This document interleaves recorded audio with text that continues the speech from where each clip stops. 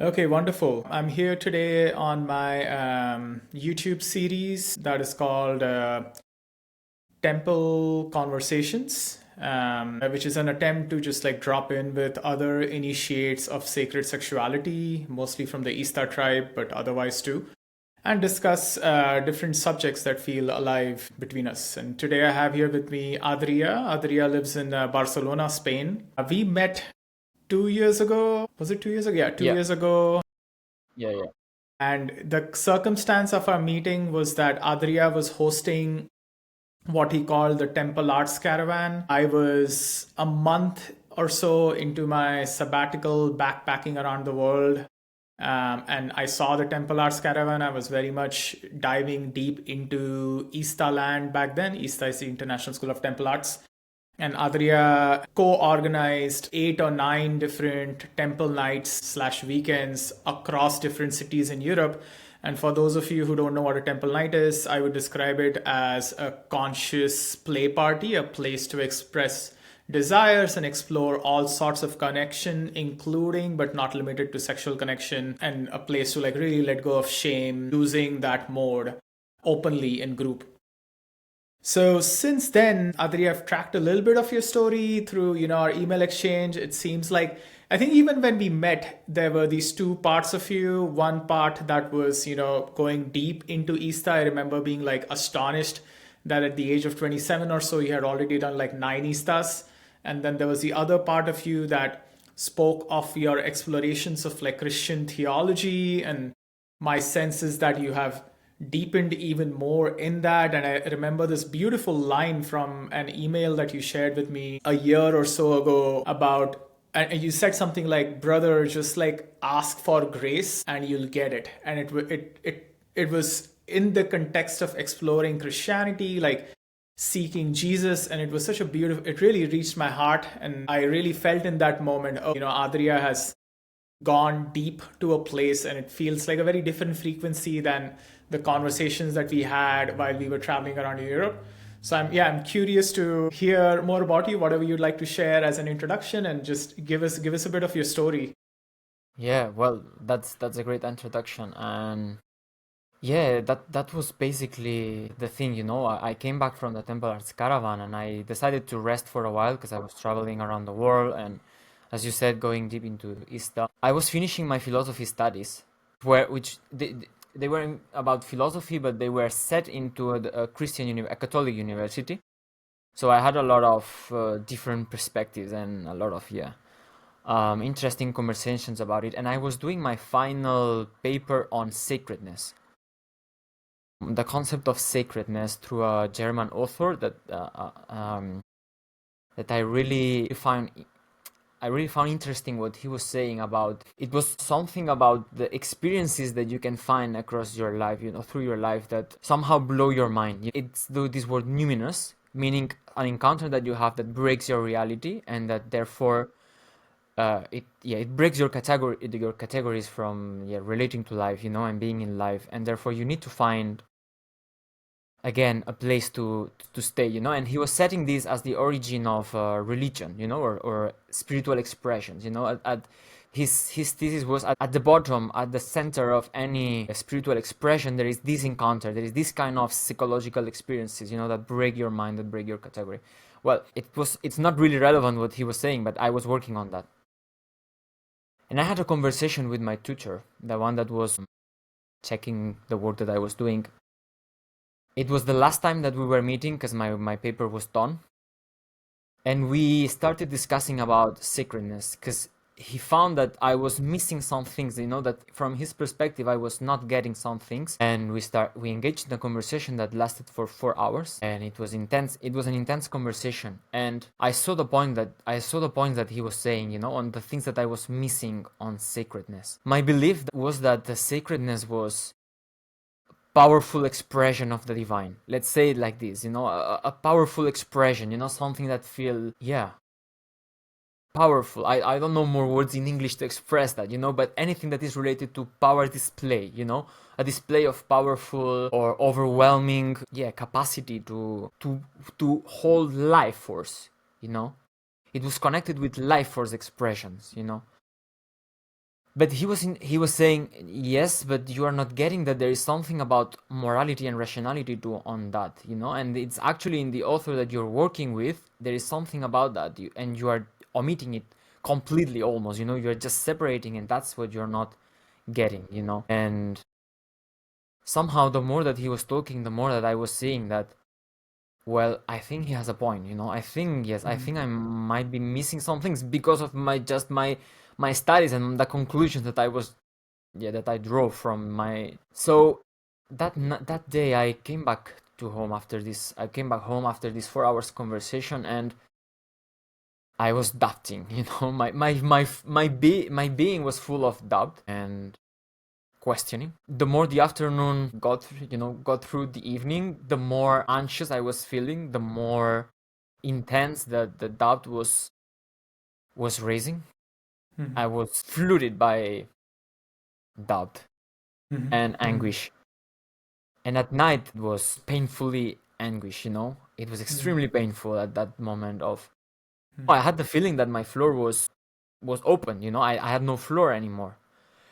Because somehow what I was seeing is sacredness, and it was the first moment that I saw sacredness as so central. And the way I understand sacredness, it has a strong influence on the way I understand freedom and love and power and in good and evil, you know. And I've never asked myself about it. I just feel that that I knew something about it, you know, but actually never questioned myself about that, you know, and what is actually what is actually what I believe that is in the core of my system or of my way I understand life. You know, do I really know what is love? You know, because in ISTA we had this strong message that we were spreading love, you know, and that the Temple Arts Caravan was the same idea. Let's spread love through life, you know, and through a very specific or concrete way of spreading love, which is, as you said, creating these spaces to explore without judgment, guilt, shame, with consent, with consciousness. Let's make these two elements, you know, our passion, our dragon, and our soul, our conscious meet. And it's, you know, it was great. And many reasons it was great. But at that moment, what I was seeing is, do I really know what is love, or what kind of love I'm spreading? What version of love I am spreading? You know? And I felt I was eaten by anguish at that moment, and I don't know if you can. I don't know if you can use the word spiritual attack, but I felt like that, you know. I felt like I was in danger somehow. And at that moment, I prayed. For the first time in my life, I surrendered. I don't know how to say it. I said like, okay, I think I need to let go. I think I don't know anymore, and I've never felt like this before. And when I say spiritual attack, I say it because it was not just doubting and unsettling. It was, I felt in danger, you know. I felt there was something, yeah, a little bit more than or quite more than doubting, you know, or questioning, or. And so I prayed and I said, Lord Jesus, I don't know why. It was the only thing that I knew, and of course, because of the conversation that I just had, that unleashed all this. It was with a Christian, you know. I just knew. I just felt that I had to refer to Jesus, or to address, you know, to direct my prayers to Jesus, and yeah. I also had hold a strong admiration towards him, so it was no problem for me. So, Lord Jesus, I'm sorry. I think I messed up quite a lot. Don't know. I actually don't know what is love, what is power, what is freedom. Yeah. I'm not sure what I'm spreading around the world. I'm not sure what I'm entangling myself with. Please help me. Just what I that's what I can say right now. Please help me. I think I'm messed up. I don't, yeah. I don't know how to express it, but the way that I can word that moment of anguish that I felt right now, it doesn't mean that at that moment I understood it this way, you know. At that moment it was not logical at all. It was not, it has not the form of speech, you know, But the way that I can word it now, it was a decision. Two paths were put in front of me, and these two paths were: do you want your kingdom, a kingdom that you've built based on what you believe that is true, or you want something bigger, a kingdom that is bigger, that is not centered on what you believe, but actually what the divine believes, what God believes, the truths of God. Adrià, what do you want? Do you want an image of God that says that loves you and that consents everything to you, or a God that truly loves you, and because he loves you, it won't allow you anything, it cannot consent everything on you, there are some boundaries, on that. What do you want? Your understanding of love, power, freedom that suits you and that makes you have a great life, or truth? Do you want a great story, a story that fills your life, and makes you have a fancy life, or truth? What do you want? And now it's time for you to choose. And yeah, and my choice was surrendering and said, I have no idea on what is love, what is freedom, what is power. I don't know anymore. And at that moment, I felt a loving presence, something that was calming the waters. This flood of doubt that I was feeling. It was calmed down. It was quiet. It was, I don't know. It was very sweet. And there were just a few words in my consciousness: leave everything behind and follow me. That's all my conscience was saturated with these words. I don't know how to say. It's not that I hear a voice or anything like that. It's just that my consciousness was, and a deep desire of my soul and a deep call of my soul of, yes, hold that hand that has been, that has been put on you, that has it has been extended to you, just take it. So I did. But that meant for me that the next day I would start leaving everything behind, following the call that I received. And that meant for me creating space for something new, namely Jesus, that was arriving, and coming to my life. And that meant, well, sacrificing or surrendering my kingdom, sacrificing and surrendering the paradise that I created, for myself, that I believed no more in that, and that at that moment, it was not at that moment, but at that moment I start believing that it was something like the myth of Babel, the Tower of Babel, a paradise that a human-made paradise that it's only going to end up as strong chaos, deep chaos, because it's not based on truth, but just in human assumptions on what is truth or what is love. That's the story pretty much of my introduction. Beautiful. Yeah, I want to sit with that for a bit. Really powerful story. Yeah, and there is like more in the story than just the words that you were saying. And I was feeling it at a very different level. And you can keep your mic on. Okay, it's just that there's no echo. There's no echo? No, it's fine. Yeah, it's fine. Yeah, there's more to the story than just what you were speaking, and I was feeling it, and I would also invite the listeners to feel into what is underneath the words. Okay, you're back again, I think. Are you back? Okay, cool. Yeah, I lost you for a bit. Yeah, and I'm curious, and I'm going to share.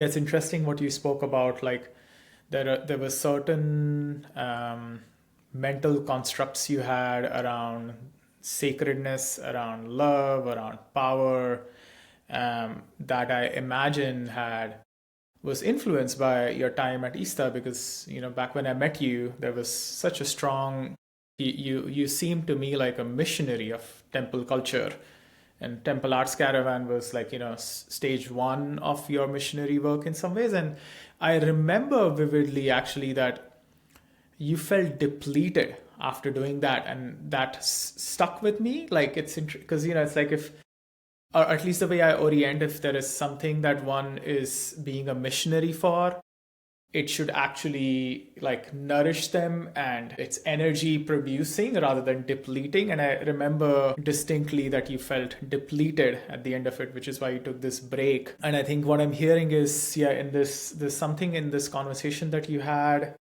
that was the trigger point for you into this sense of, oh yeah, I'm constructing a lot on top of my own sense of what is sacred, what is love, how is power expressed, what is freedom. And that is like my kingdom, my mental kingdom. And that's giving me some level of satisfaction, some level of peace. And is that really it? Or is there something more, something else? And that's the main distinction that kept coming through to me in your share. Is that it? Or is there truth? You know, there's like a and you chose, and when you were presented with that choice, you chose truth, which really resonates with me. It's like it resonates with my own inner orientation. And yeah, I'm curious more in the physical realm, like how has your life shifted since then? And to give some context to listeners, you know, who are not in the ISTA tribe or in the temple arts world, I would say there is a lot of erotic sharing amongst members of a temple community. It shows up, it's becoming more and more evident to me how like the erotic channels are so ingrained into the culture of the temple arts world, you know, starting from like the long eye gazes and the long hugs. And there is just a lot of like, there is an encouragement of, you know, mixing erotic channels, even though you may not necessarily be like kissing or having sex. And, you know, there is that too, but there is a lot of like mixing of that in my perception. And, you know, this could just, I want to note here that I'm also at a certain stage in my temple art journey. You know, there are people who are like deeper in it who might have a very different perspective, which I would love to hear if anyone is like listening in right now. I love to hear comments, feedback.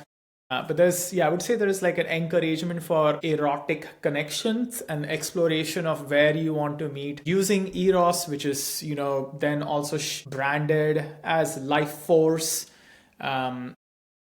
And I was speaking with a dear friend locally who has also had a very similar journey away from open sexuality communities into Jesus.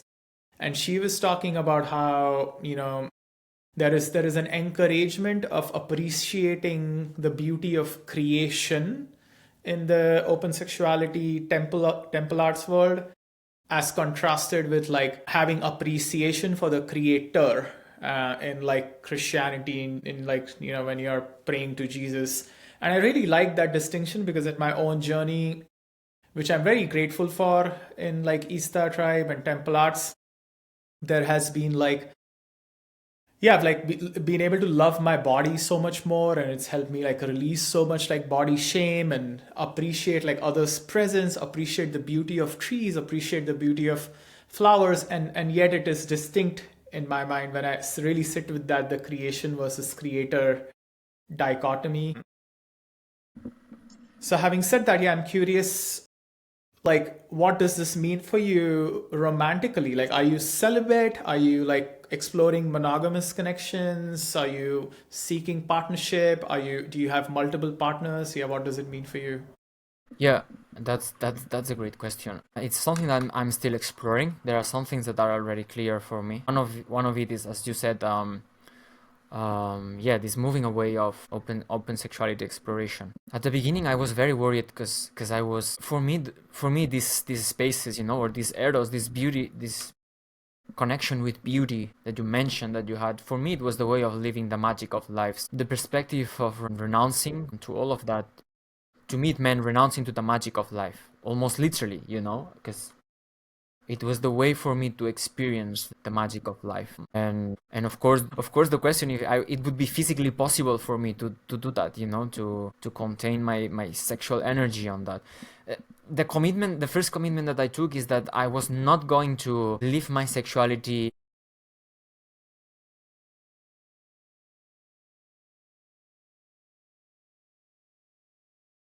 Mm.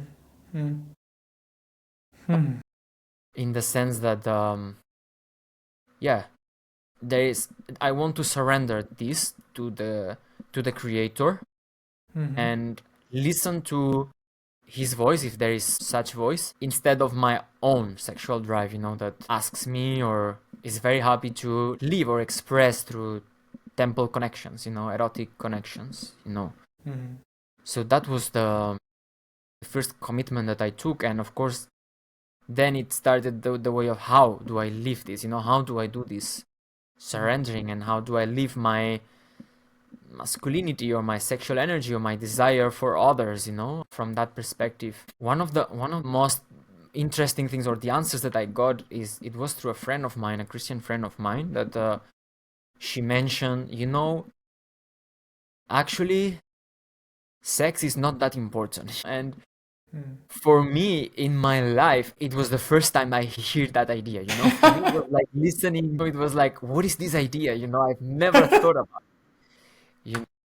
I knew that coming from her, she's a great, very interesting person, and I knew that it was not coming from a place of judgment or guilt or shame. It was a genuine idea. You can live your life without sex being a top 3 thing. So I was like, is that possible? Can I live a life where my sexuality is not my priority? And yeah, so far it's now 1.5 years, and I can say that yes, it is possible to live such a life. It doesn't mean that Cool. your sexual drive disappears, or your Right. at all, but and there is a lot of space for other things, that before they were connected to, or yeah, it was around this somehow. So that's the first thing. The other thing is love. For me, love also, it was connected to Eros. I had these deep experiences of experiencing or sensing love to connection with female beings, in quiet, nourishing places somehow. And that for me, it was the moments of love, of beauty, and this moment, it didn't seem to me that these moments were going to have more space in my life, at least the way I would desire. So how do I do this? And I would not define it as your friend told you, but actually I find it very interesting. But the path for me, the journey for me, was to discover a new side of love, a new face of love, which is agape. It's a Greek word. It's from Eros to agape, and agape meaning a way of loving the other, of loving your neighbor, that is not based on your attraction or how it makes you feel, or anything that awakens on you, or yeah, but actually because and purely based on who he or she is, just because it's a human being and you can care about that being, you can care about them. And that for me opened the door to many, many things. One was understanding the meaning of service, not as a sacrifice, or something that, yeah, it was discovering service as a way of loving. I've never, I know it seems very simple, but I've never experienced it like that. I felt, for me, service was a way of making life keep going. There are some things that you need to do and you need to serve. How do you distinguish that from like the wheel of, what is that, wheel of consent quadrants? Yeah. Like, because we explored service and Except, grateful acceptance, and yeah, I'm curious how, like, yeah, how does that differ? How you see service now versus in that? yeah, it's a great question, but I think in the wheel of consent, for me it was not only but mainly connected to Eros interactions. I mean, of course, I had this based on the will of consent, that I could think about service, and this dynamic of relating to the others. But I think maybe it's good if I say what it also connected with me, which is, it was, how would I say it? Stop being self-centered, self-centeredness, not putting myself in the center, and I think you can sometimes serve being you in the center. Even when you're serving another person, you can still be you in the center, and therefore, and it's good, because that, yeah, allows you to feel your boundaries and when to say no, when to stop, when to. But this, for me, this level of service that I discovered in this agape love, it was about not making myself the center of my life, decentering myself, and that was such a gift. I was very afraid of losing my perspective on boundaries, entering into the martyr space, or the place where you just But no, that's not the case. I mean, you can do it. You can still be not center, and still it's a process for me. It's not easy for me to not putting myself in the center, but there is a deep release that you find in that, having more space for the other, and especially the other being someone that you don't have a strong desire, connection, or interest in serving, just because it's another human being, and it's worth being served because of their dignity, you know. I don't know if I'm Beautiful. expressing myself, but Yeah, that's no, it's coming through. yeah, okay. What is, give me an example of, yeah, an act of service that comes to you from recent times in your life that fits this flavor that you're describing. One of the things that I've engaged myself into since I changed my life, since I met Jesus, it's in a program that works with prisoners that are about to leave prison and that are mostly related to sexual crimes, or sexual. And this program is based on giving giving tools for empathy, or consent, or emotions, because they are people that are not very connected to these spaces, or these dimensions of their being. So for me, this feels a little bit like what temples were, because there is sexuality involved, there is darkness involved, because there is deep dark sexuality in that container. It is a container. But Eros is not there anymore. I'm doing it because of them. I'm doing it because I believe that they deserve to go back to society once they have accomplished. They have finished their sentence. And we aim for them to have a better life, and for possible victims to not be so. So that's it. And the center are them and what they need, and what there is not strong program of what they need to learn, but actually it's a space for them to express, and once they have expressed, we see how to help, how to. And that's for me a new temple, new way of templing, to say so, where there is no eros but agape. For me, that's the love that it's contained on that temple. Beautiful.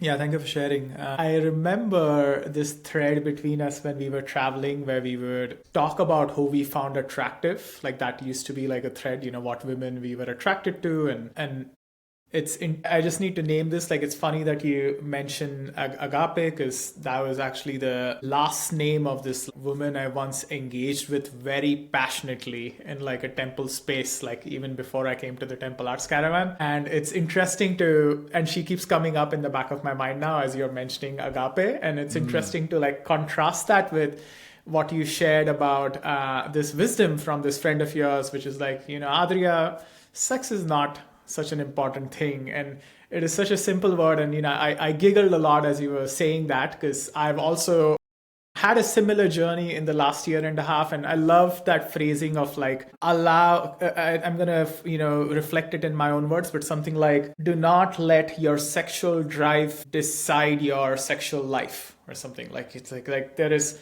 a distinction between your sexual life and your sexual drive, and it doesn't have to just you don't have to just keep following your sexual drive to decide what your sexual life is going to be. And I've had a similar kind of journey over the last year and a half. One of the most significant pieces for me in that has been completely stopping consumption of pornography. It's also come with complete, actually mostly like recession of any masturbation. So there is not much of not much of that kind of erotic pleasure unless I'm like connecting with a woman. And one of the intentions are, and through that journey over the last year, I've like just noticed how. Yeah, I'm here. I can Okay, hear cool. you. Yeah, I can notice how like addicted to sex I was, and I could also notice how addicted to love I was, but love in this very particular flavor that you also talk about, which is feeling really nourished in the company of a woman that I find attractive. And then, doing lovey-dovey things with each other, like cute nicknames and just like kissing. It's like very Yeah. contracted flavor of love. And I was really addicted to that in many ways. And it's been a journey of like noticing that. And I hosted this like new moon ceremony for a group of brothers, the last new moon of the last year. And we really felt into what our embodied intentions are going to be. And for me, the intention that came through was, I have explored the directionality of my cock sufficiently. Like I know very clearly how my cock moves and where, just have great clarity on that. And I also feel a connection between my heart and my cock. Like that was a significant part of the ISTA work. The emphasis on the consciousness, the emphasis on the breaths, the slowness, like gradually allowed that channel to build. And where I landed was just like, oh, I want my mind to decide now. Like my mind to take input from my heart, input from my cock, and decide what direction I want to move in. So that felt very resonant with what you shared around, distinguishing between sex drive and sex life. And where I've landed is that, I really want to create family, and that needs a certain like containment of Eros, like really like containing Eros, not letting it leak out, which was, an aspect of my work with removing the use of porn, also removing masturbation from my life, and like really containing Eros. And then I found other pathways to channel it. And I think you also referenced, there were like other things that opened up for you. Like for me, there's been many creative projects that have opened up. I have like started lifting a lot, and there is this gym bro wisdom, which is always like, don't jerk off and you put on muscle. And I've really felt that. I'm like, it actually works, because like all of the creative force is going into something, your body. And then I also don't feel aroused as much when I'm living my life. I just don't feel it. And I've held this like provocation for myself, which is, anytime, like my cock should not be aroused unless my partner's like pussy is fully open, bloomed, and like we are ready to make life. Like other than that, anytime my cock is getting aroused or erect, it's actually best to be let go of rather than to follow it into something. I've practiced that enough, and so it feels resonant in ways. And I'm curious to get. I'm still curious, and you can reveal as much as you want to. Like, how are you oriented romantically? Like, what are you seeking? Because with Christianity especially, I feel like there can be an emphasis on like celibacy, holding space for the Holy Spirit to be in yourself, and like connection with Jesus. And I felt that in moments. Like I've had my own journey, openings towards Jesus, perhaps not in a way like I have a story that for you it is more exclusive spirit connection, and I have that connection with pretty deep connection with Rama, Hanuman, and Krishna, like these Hindu gods. And I felt an opening to Jesus too. I felt and when you were speaking to the anguish of your experience, like that has been a facet of my connection to Jesus, which is just in moments of deep grief, I have felt into how horrific it must have been for Jesus to have been nailed on a cross and left to die.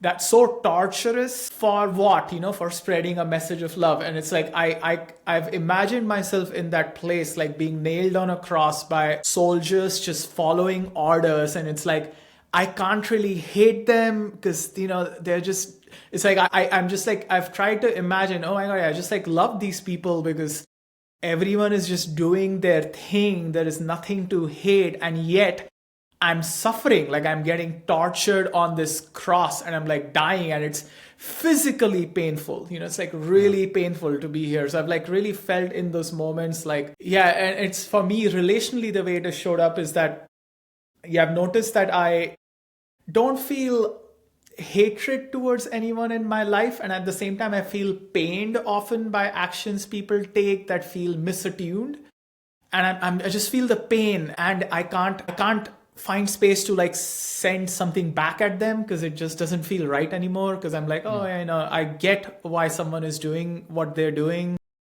and it just feels painful. And that for me has been the thread towards like Jesus. Amongst the different stories I've heard, it's like the most torturous story of a like Yeah. spiritual being, or like a ascended human being. Yeah, I'm going to pause there. I'm curious to hear what comes for you and what you'd like to share. Yeah. Just about everything that you've said, or any topic in particular? Yeah, there's like two themes. Like, firstly, I am curious if you would like to share more about how you're orienting romantically. Yeah. Like, what are you seeking? Okay. What are the other commitments you've made? And then anything that came up in response to you as I was sharing my own connection to Jesus. Yeah. Great. Yeah, perfect. Yes, so romantically oriented. It's pretty much like you. I want to say I was laughing also when you said that you put on muscles when you don't jerk, and I can totally resonate with that because in the last year and a half I put 12 kilos just because I'm not, I'm not working. Yeah, yeah, And it works, it works. there's Yeah, something on that. Yeah, it's so interesting. And yeah, it was an additional blessing I was not expecting, but I will take it, yeah. and yeah, I do believe in what you said, a container with creating a container with someone to create life, in order to create life, and that would be for me the main commitment. But even when you were sharing, I don't, it's amazing because somehow what you share for me, it's a little bit deeper than where I'm now, in the sense that sometimes I have this. Okay, now I decide I want to follow Jesus, and I believe that I want to hear his voice around that, and I think his voice commands me or directs me to create these kind of containers, which it doesn't come from my will directly, but it comes from my will of following him, So I don't know. I really appreciate your decision to do that because of your own commitment, or your own decision, because for me it feels like a secondary decision, it comes with my decision of following Jesus. But even if I create this container with a partner, I wonder myself if I should just have sex when we feel open enough to create a life,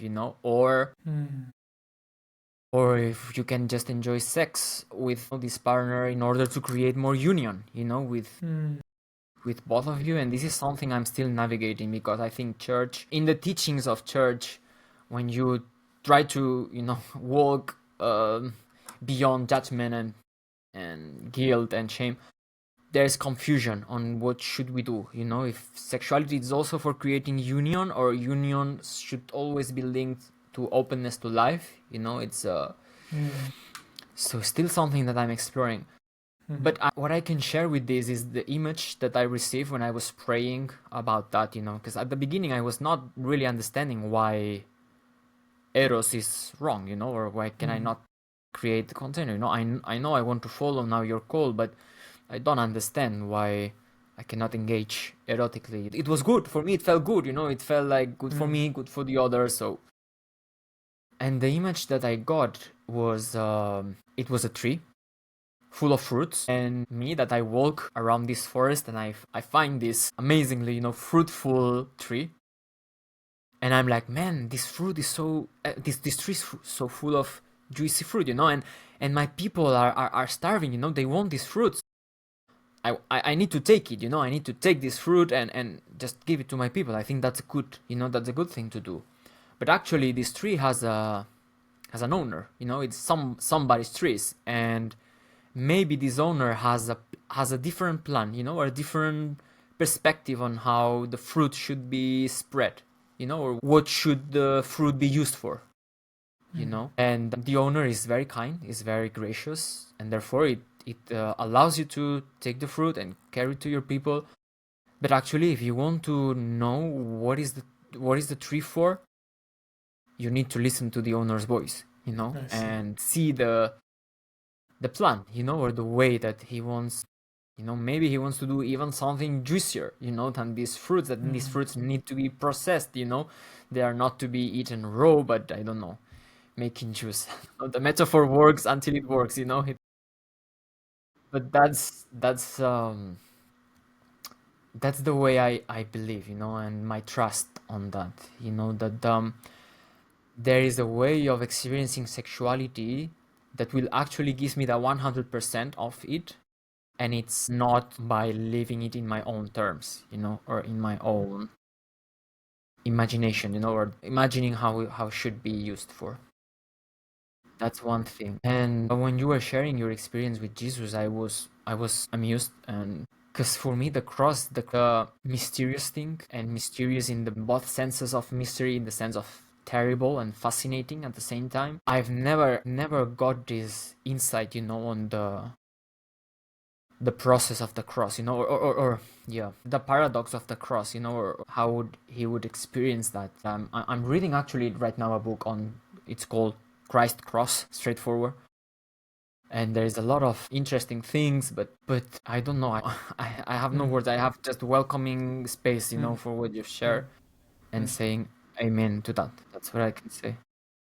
Beautiful. Yeah, there is something on that thread of this questioning of, if I'm doing something that feels good to my body in consensual agreement with someone else that also feels good to their body, why can't we keep doing that? It's like that there's some pieces I want to share on that, because that's also been an exploration for me. And there's two things that I'll share.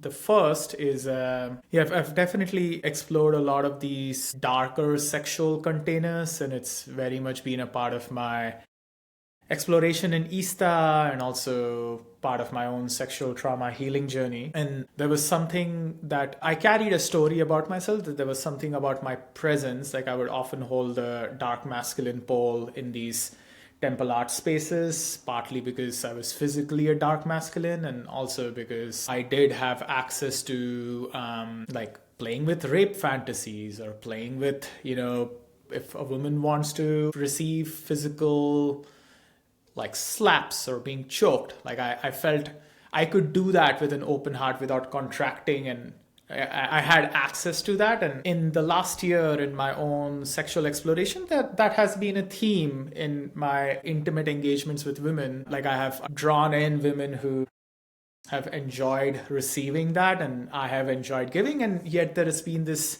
inquiry in me of like, yeah, this is fun and pleasurable, and is this something I want to do? Is this something I really want to do? And what I've realized for myself through that exploration is that actually, when I engage in ways that are not respectful of the physical body of another, of the woman that I'm engaging with, even if it feels pleasurable to her, in the moment it feels pleasurable to me, I'm actually taking on something karmically. Like, in that moment when I'm engaging with her that way, like, I'm actually taking on the projection of whoever her abusers were in this lifetime or the past lifetime. So I'm like taking on their spirit in some ways, and kind of doing work to heal that for her and for them. But it's like, where is it taking me? It's like, where? And this definitely feels very self-centered, for sure,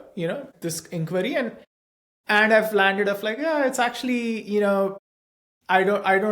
I haven't felt drawn to taking on those projections as much as I used to before. And so my own pleasure in those spaces has also reduced, and I've encountered greater pleasure in erotic spaces where I'm just like softly, like, heart connected. I'm feeling really safe to pause anytime. Like, she's feeling safe to pause anytime, and we are just like really connected in a heart. And ideally also moving towards baby making. And that's been a theme of this like embodied connection, where I can feel how much and this is something I've like discussed with a brother of mine in this local dance community. Like, I can feel how much my sperms like want to be put to use, when my sperms are coming through. Like, it feels like so disappointing to them to just be wasted, like, and it feels like a deep embodied knowing in my testicles. And I would not have been able to say this out loud 3 years ago when I was so disconnected in my body, but now I feel connected to my balls enough to know that, like, my balls want to, like, produce babies. And when I engage sexually and it doesn't happen, there is this sense in them of, like, the fuck were we working for? It's like we worked so hard to produce all of this sperm, and it's just like either getting wasted in a condom or like getting thrown away or getting guzzled down. Like none of that really matters. Like so I feel that in my body very strongly. So there has been that, like, kind of embodied orientation. And then on that thread of, like, distinguishing pleasure from should we still do this, there is also this theme of fawning that I've explored. Like, there have been spaces where I have been enjoying connecting with a woman. Perceptibly to my eyes, it seems like she was enjoying the connection. And then 3 days later, I find out that she was fawning. And it's been like a major shock to my system. I'm like, what are you talking about? I really thought you were enjoying it. And that fawning phenomena it's been so difficult to track. I've shared a little bit of my listeners mostly know I have a history of childhood sexual abuse. And I have wondered if in those moments that, like, my perpetrators were raping me, perhaps I might have resisted at first, but then I started fawning and started showing signs of physical pleasure. But actually, it was horrific. Like, it was absolutely horrific to experience. And it took me like 29 years to come to this place of, like, oh my God, that was horrific, So it's like it took that long for me to realize that it wasn't pleasurable. I wonder if they still know about the harm that they did to me. Maybe not, it's like, so that both of these things have, like, brought me to this place of, oh, actually embodied pleasure is not necessarily, like, it's not complete in the sense of it is one input to what you want to do, but it has so many caveats and so many, like, yeah, you can say we are engaging consensually, but if you're not connected to your body, I'm not connected to my body, then what does that consent even mean? If you're fawning in different ways. So there is many, many caveats to that realm of, like, oh, I'm doing something consensually pleasurable with another person. Why is that wrong? Because, it may not be wrong, but you'll have to wait, I don't know, 3 days, 5 years, 10 years to, like, truly know if it was right or wrong. Yeah. So that has been like a layer that has really emerged into my consciousness. Yeah, it's I'm being really attentive to what you're saying, because to me it feels very interesting that what you just shared, like, to me it feels like what you're sharing, that you've learned through your experience. I have not learned it from my experience, but from trusting in the word of Jesus, But it's interesting because to me it feels like these are things that I could never have learned by myself, I don't think I could have found these nuances, or these appreciations that you are sharing, by myself, because I don't know, maybe, you can never say never, but maybe at some point of my life, but I don't know, Eros and sexual drive and yeah, sexual exploration was so amazing that I can't see the chance, of realizing of all these things unless I'm told. So it's so interesting, and totally, yes, one of the bitter sips that I have to took in my journey to engage with Jesus was a sentence that was very, very painful and hard to take for me, which was, there is nothing that is more a liar than a human heart, Nothing lies more than a human heart, Mm-hmm.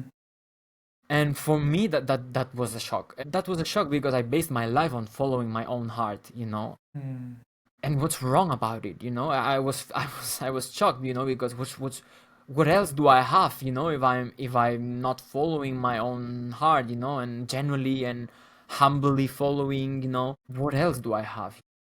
But it was that opened me up for a new perspective and a new hearing of maybe, I'm saying this because what you said about at the beginning, this question of what is wrong on creating spaces where two people enjoy their bodies in consent, My take on that after drinking this sip was, well, maybe there is another voice to hear. Maybe it's not just a two-person decision, but there is something bigger than us, a rule that is, or a law, that is bigger and that tells something, about how these experiences should be lived, and the purpose and the way of enjoying it, the way of actually getting the 100% of it. Mm-hmm. And what I was told is, and that's not what your heart tells you, That's not Mm-hmm. simply what your heart tells you to do, Mm-hmm. And if you trust this and you believe that that's the thing, what you found is that this voice tells you, what you said, you need to consider that this is made for life, that human heart is so complicated that you can never 100% know the motives and the intentions, and therefore where is consent, and what is actually good and evil. How can you discern what is good and evil? You don't know everything, from that person, from the past, from what is that person seeking. And while people, you can find that it's hard to surrender, this trust in your heart and this openness to sexuality, but actually you can also find relief on that, on trusting on that. There is this relief of, okay, it's not on me anymore. I don't want to make it sound like renouncing to your responsibility, to your freedom of choice, but actually the things that are actually out of your range of knowing are actually not in your range of responsibility, or not. You can choose to do that. You can choose to not take what is not for you, and where I'm experiencing like a deep relief. Of course it's hard, sometimes, and my body wants sex sometimes, that's the thing. Mm-hmm. But yeah, there is a relief on that.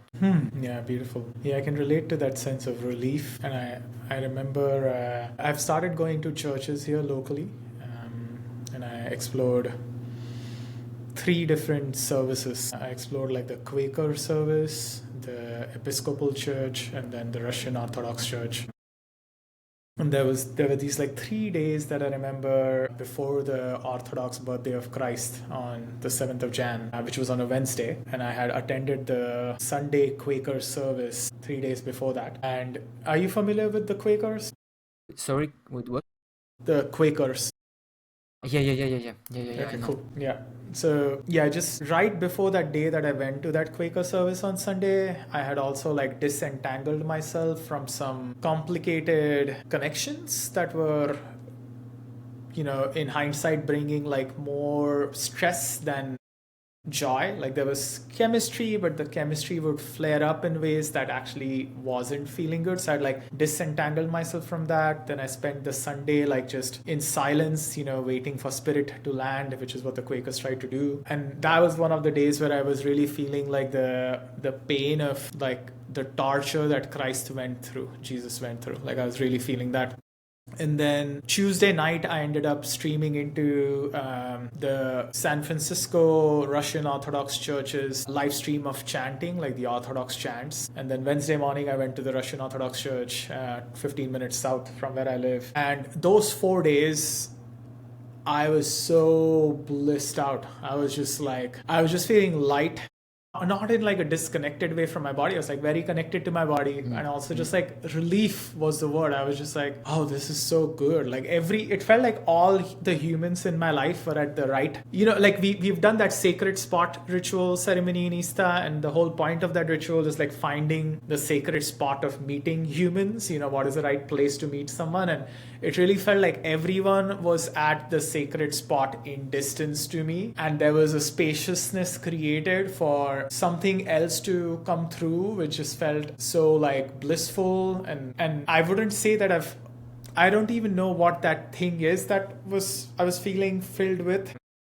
I've sometimes wondered if it is like the Holy Spirit or something that I was feeling filled with. I don't know for sure. I felt that when I listened to chants of Rama and Krishna. Like every morning I listen, and then I just like start weeping, and it's inexplicable why I'm weeping, and it really feels like I feel company in like my existential loneliness. Like I feel like, oh, my soul has company or something. Like that is like the felt sense, and my soul is weeping Yeah. because my soul Yeah. always assumes that it is alone, like I'm alone. And in that moment, I'm like, oh, wait, no, I don't feel alone anymore. And this has been a theme that has happened at different points in my life. And I'm like, even in my deepest loneliness, I'm not alone. And so that sense of relief really, yeah, like that word really fits. It's like, I don't have to do as much. I can just sit back and still do things, but not have to do them. Yeah. Yeah. Exactly. And it has to do this word relief. It has to do also with what I found the night of my conversion. That night that I prayed. I think I found one of the deepest release of my life, which is I am not savior of the world. I am not. I am not. I don't have to save the world. There's been someone that has done this for me. So I can drop this weight, from my shoulders. And I think maybe it has to do, now that you mentioned this, with the exhaustion, that I felt after the caravan. That um, I don't need, yeah, I don't need to do this anymore, and that's not good news for my ego, because I would love to be the savior of the world, but it's actually good news for my soul, and for my existence. So yeah, this relief, this bliss or relief, this blessing. Yeah. Yeah, blessedness. Like there is something to that word, like feeling blessed. It's been coming alive in my intentions, like in the yoga that I did today and yesterday. There was a moment where they were like, oh, what is your intention? And the word blessed just kept coming alive. I feel blessed. Like I feel blessed. And I've not had much of a connection to that word before, like of feeling blessed. And that was the, like I've had other things, I feel happy, I feel satisfied, I feel content, but it's like I feel blessed. And there is something in the act of being blessed, is that there's something else blessing you. It's like you're receiving that blessing from somewhere. And Yeah. Exactly. Yeah, that's it. One of the what you are saying is connecting to me. One of the other bitter sip that I have to took, or something that shocked me, let's say it like that.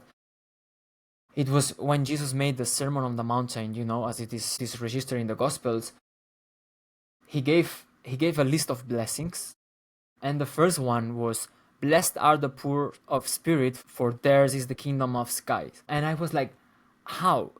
How is, I can understand blessed are the poor in material things, because, yeah, of course, if I can see the point, if you're poor in material things, then you don't carry all this. But the poor in spirit, what's the point of this? How what's the blessing of this actually? In my journey, what I have been shown is that when you're poor of spirit and your hands are empty, therefore your hands are empty, you are available to take God's blessing.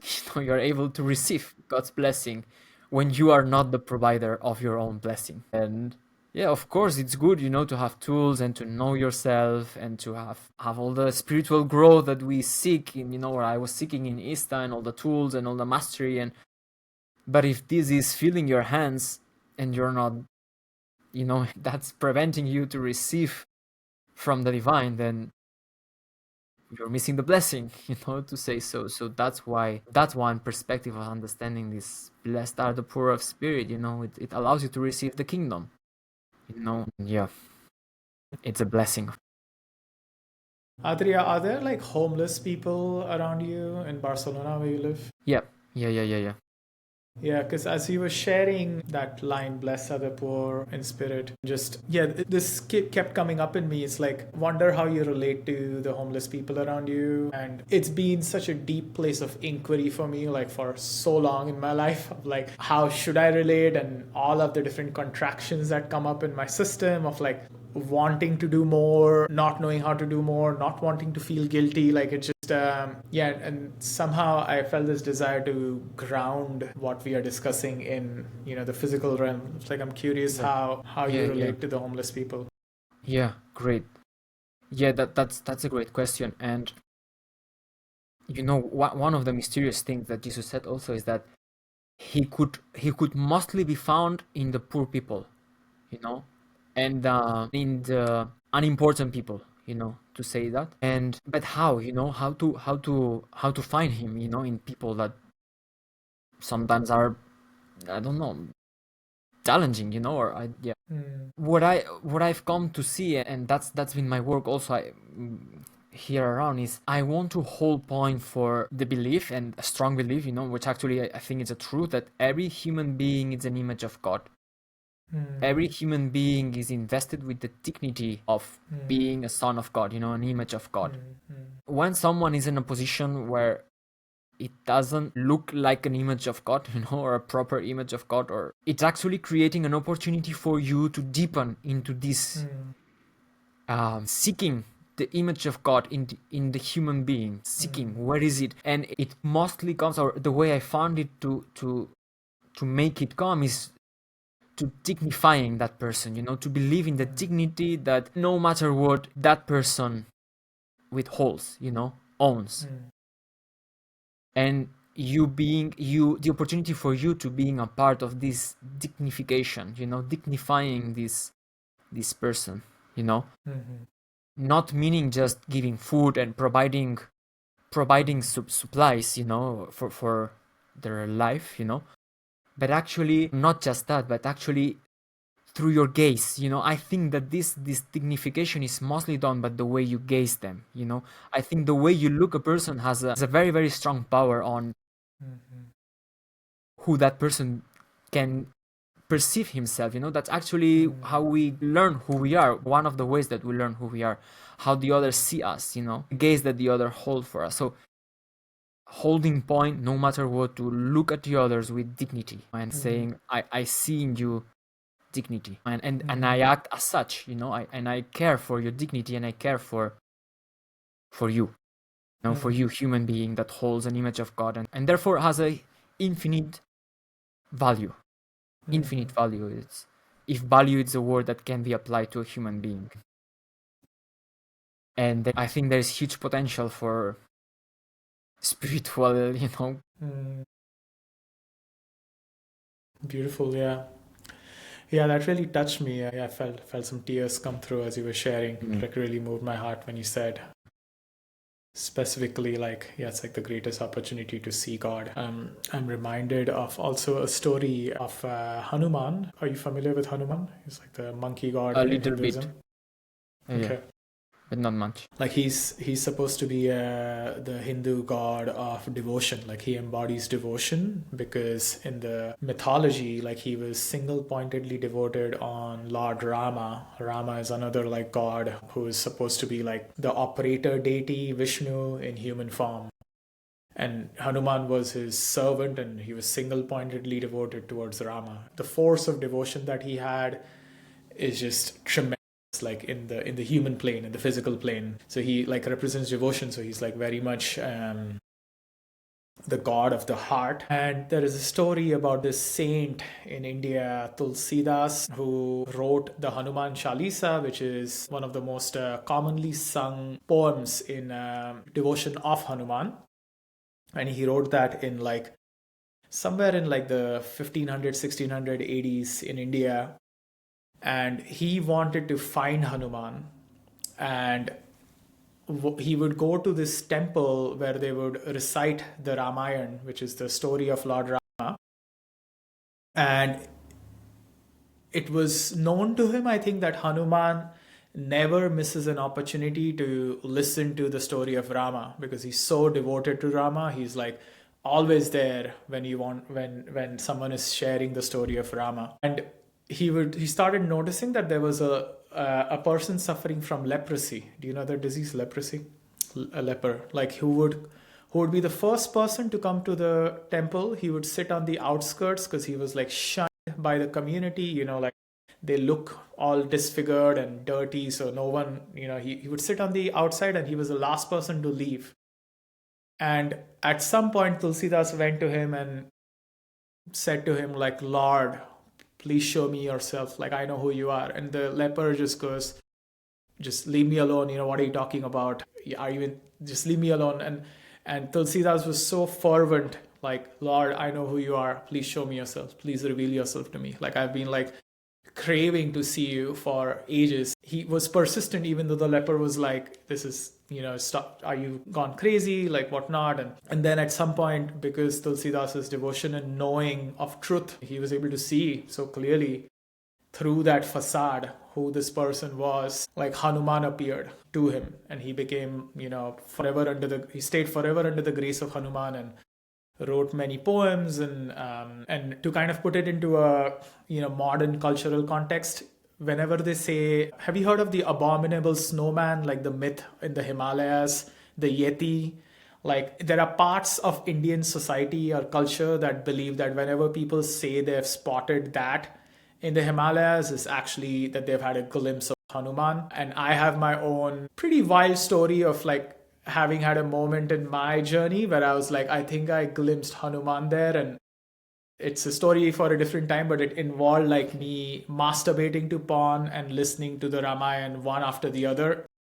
And I was like, oh, there is something going on here that feels off. But it was like a moment where I had just engaged in something erotic in the sacral realm. And then I was like, put on Ramayana because my heart wanted to. And it almost felt like a demonic entity standing like behind me. And the next morning I woke up and I was like, oh, I think that was Hanuman. It's like, it's really powerful to sit with that, to sit with the, like every human has been made in the image of God, and that God hides in the least likeliest of places or something. Or like almost when you say that, the poor in spirit have the greatest access to the kingdom, it also like, I take it in as like, for, regular humans like us who have material safety and whatnot, like our greatest access to the kingdom of heaven is also through people who appear poor to us, and where we feel poorest in spirit, because there is so many of these like contractions and like all of this tightness coming up in trying to connect with a human.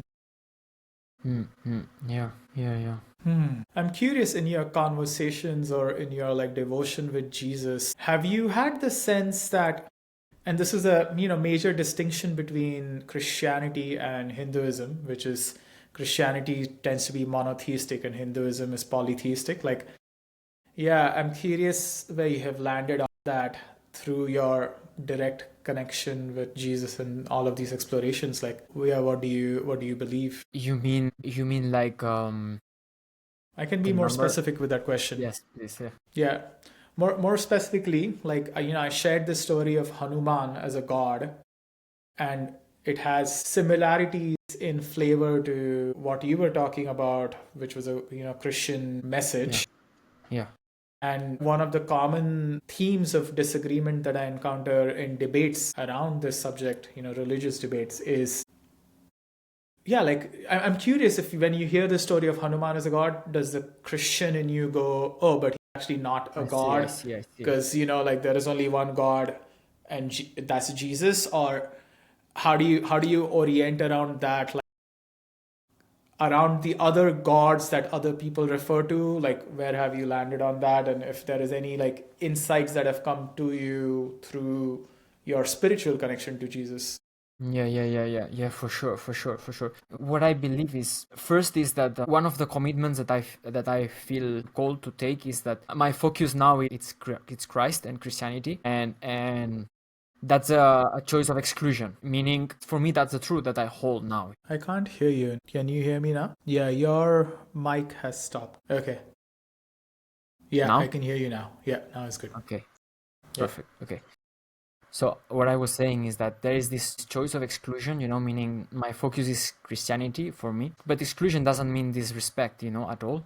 That's for sure. Would this choice, of choosing one path, and therefore not it's just leaving behind the idea that, well, God, you can find it anywhere, and especially using this as a way of not being specific, of just floating into and making a religion of my own. I choose this from that part, or, that's what I feel called to leave behind, and that's what exclusion means for me, in the sense of, no, that's the path now. That leaves me in the position of respect for the other religions, for sure, believing, and I believe that God has put seeds of truth everywhere, and in every journey that a human being can take, there is seeds, and there is company.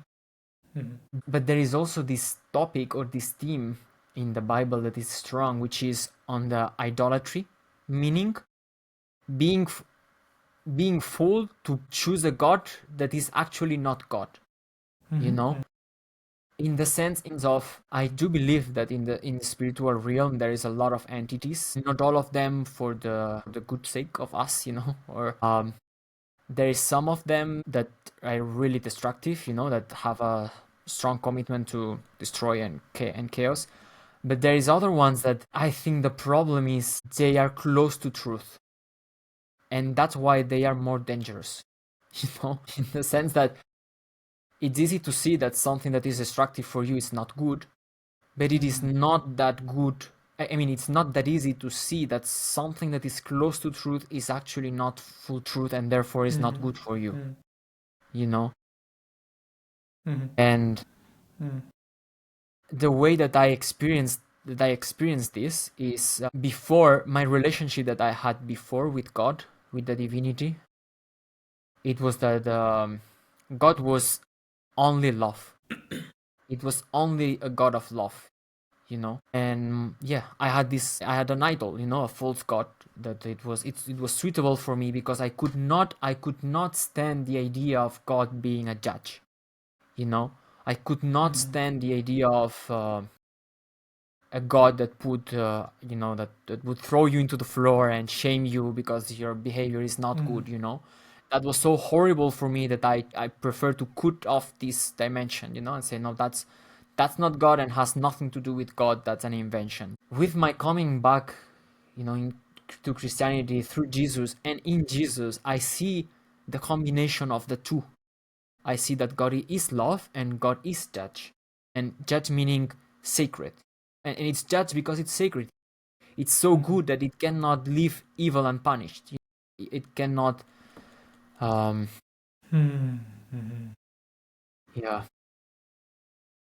There is a call in his being, because of his sacredness, to confront evil, So there is a whole dimension for me, that has been opened, and it was not accessible for me before because I had a false god.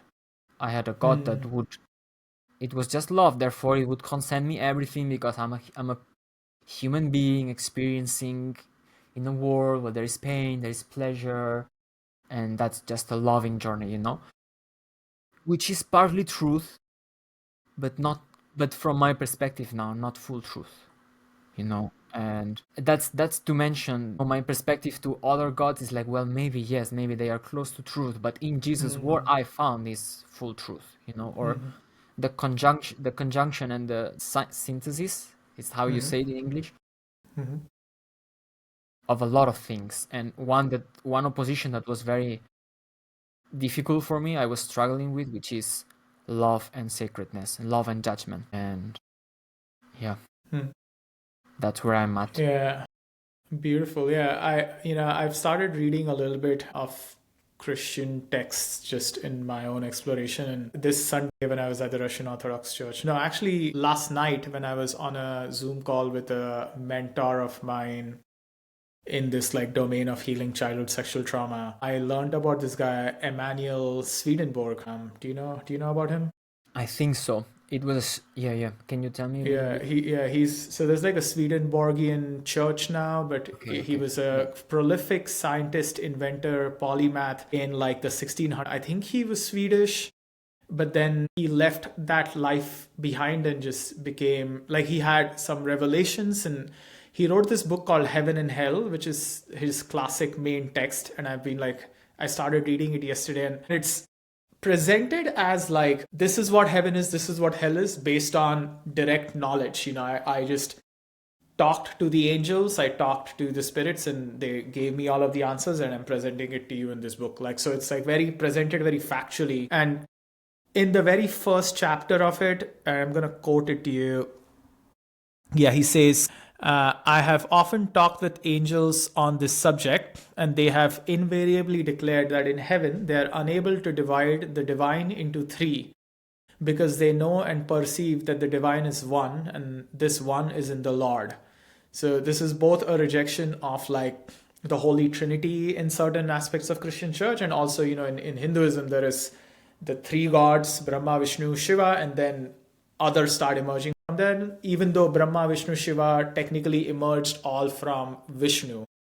Who, I have my own theories on this, which is I actually think that I could be very wrong, but this is my theory that Krishna and Jesus Christ are actually the same. It's just different names, and it's also like similar sounding sounds. And Krishna is the one, like Vishnu is the one that Krishna was the fullest embodiment of the one on earth. And so, that theory aside, it says here that they also said that those of the church who come from this world having an idea of three divine beings cannot be admitted into heaven, since their thought wanders from one divine being to another, and it is not allowable there to think three and say one, because in heaven everyone speaks from his thought, since speech there is the immediate product of the thought or the thought speaking. Consequently, those in this world who have divided the divine into three and have adopted a different idea of each and have not made that idea one and centered it in the Lord cannot be received into heaven, because in heaven there is a sharing of all thoughts. Therefore, if anyone came thinking three and saying one, he would be at once found out and rejected. Yeah. To me, what I've heard and the distinction that I would make, but it's, we are entering the realm of concepts, and mystery in somehow, but one of the things that I've noticed is we don't believe that there is three beings. We believe there is one being with three persons, and this is a nuance, but I guess nuances in the heavens are important too, We believe there is one God that is in three persons. The Father, Holy Spirit, and the Son. The Son, I see. Yeah. It's the same being, but three. Beautiful. Yeah, I'm noticing we are kind of coming to the end of our time, and also the conversation has moved very much into Christianity, which is beautiful, and it feels like a beautiful arc to just capture the theme of like sacred sexuality evolving into questions about Jesus and connection to Jesus. Yeah, I'm really happy that we could record this, because this is such a active exploration for me. Even at that church that I went to, at the Russian Orthodox Church, there were a bunch of these like recovering polyamorists coming there and like discussing different ways of partnering, relating like non-leaky Eros was very much a subject of conversation. So I'm happy that we have captured this, and it's been great to see you. It's been a while, and really lovely to reconnect. Yeah. The same I say. It was a pleasure for me, and I'm amused, to something that you've shared. I don't know. To me, it felt deeper than the point that I am now, that I am at some topics, and I'm so blessed of the opportunity of having this conversation. I've been praying for a lot of people, and also, you hear me? Yes. Yeah. I've been praying for a lot of people and that I love, and also for you, for the opportunity to meet Jesus, and receive the blessings that I received through that. And to me, that feels a little bit, quite a lot, an answered prayer. So I'm very, very beautiful. Lovely. Yeah. I had a moment like that. I was at Contra Dance, which is this like English folk dance from the medieval times, English farmer dance that is very popular around here. I was at a Contra Dance a couple of Saturday nights ago and ended up talking to this like younger woman who is in Bible study right now, and my friend introduced me to her, and we were just chatting for a bit, and I was just telling her, like I come from this Hindu background and I have my direct spiritual connection there, and I'm exploring this. And she closed that conversation with like, "Oh, beautiful, I'm going to pray for you tomorrow that you meet Jesus." And it just like really touched my heart. Like I was just like so moved by that prayer. And I've had moments like this. I don't know if you don't use Facebook much, do you?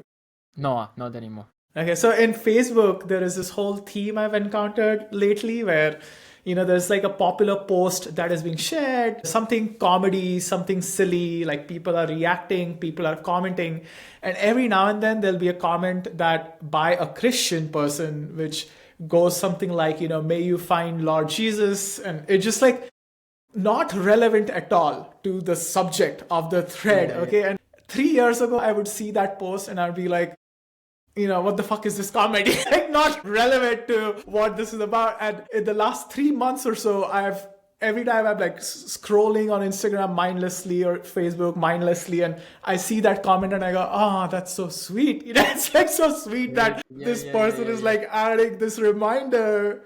Yeah. And that itself is like quite a switch. Like, I don't think I would have. Yeah, I guess if it doesn't come from a place of or just